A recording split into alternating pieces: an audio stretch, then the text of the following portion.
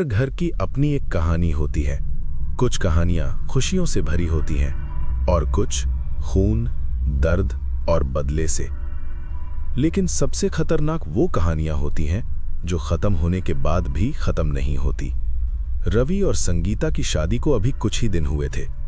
दोनों की जिंदगी एकदम परफेक्ट लग रही थी। रवि एक समझदार और जिम्मेदार इंसान था। वो शहर में एक बड़ी कंपनी में काम करता था। उसने अपनी मेहनत से एक बड़ा घर खरीदा था। जब संगीता पहली बार उस घर में आई तो उसकी आंखों में खुशी साफ दिखाई दे रही थी। घर बड़ा था, सुंदर था, लेकिन उसमें एक अजीब सी खामोशी थी, जैसे वहां कोई और भी रहता हो। घर में काम करने वाली जैस्मिन कम बोलने वाली लड़की थी। वो हर काम चुपचाप करती थी, लेकिन उसकी नजरें हमेशा कुछ ढूंढती रहती थीं, जैसे वो हर समय चौकन्नी रहती हो। संगीता ने कई बार उससे बात करने की कोशिश की, लेकिन जैस्मिन हर बार बात टाल देती थी।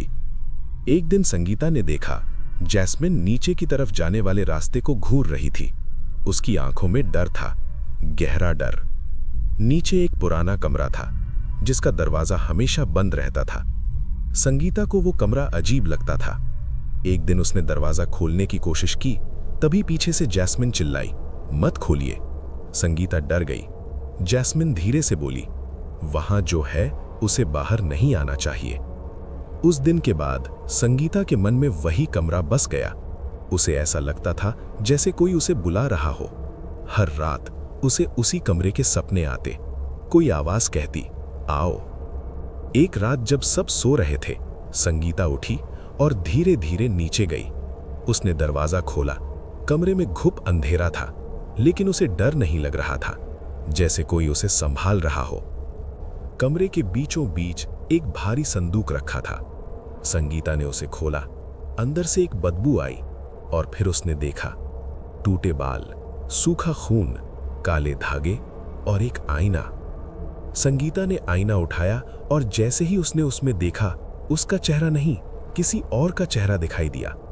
एक जली हुई औरत जिसकी आंखें गुस्से से भरी थीं।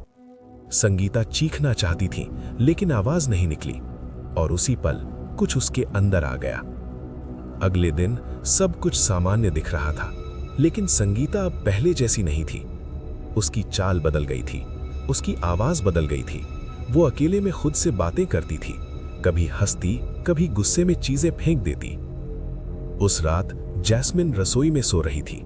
अचानक उसकी आंख खुली। उसने देखा संगीता उसके सामने खड़ी थी, लेकिन वो संगीता नहीं थी। उसकी आंखें काली थीं और फिर एक भयानक चीख के साथ उसने जैस्मिन को मार डाला। सुबह घर में चीख पुकार मच गई। रवि टूट गया। संगीता चुप थी, उसके चेहरे पर कोई भाव नहीं था। रवि के माता पिता ने एक साधु को बुलाया। साधु जैसे ही घर में आया, उसने कहा, यहां एक आत्मा है जो बहुत दर्द में है। साधु ने मंत्र पढ़ना शुरू किया। संगीता कांपने लगी और फिर उसके मुंह से आवाज आई, मेरा नाम कमला है। मैं एक साधारण औरत थी। मेरा छोटा सा परिवार था।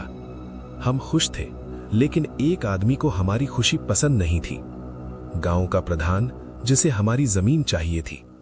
जब हमने मना किया तो उसने सब छीन लिया। उस रात उसने हमारे घर को आग लगा दी। मैंने अपने पति को जलते देखा, अपने बच्चे को मरते देखा और मैं बस देखती रह गई। उस दिन मैं मर गई, लेकिन मेरा गुस्सा जिंदा रहा। मैंने काला जादू सीखा और एक एक करके सबको खत्म कर दिया, लेकिन मुझे शांति नहीं मिली। साधु ने जोर से मंत्र पढ़े। कमला चीखने लगी, घर हिलने लगा। साधु ने ताबीज निकाला और संगीता के गले में डाल दिया।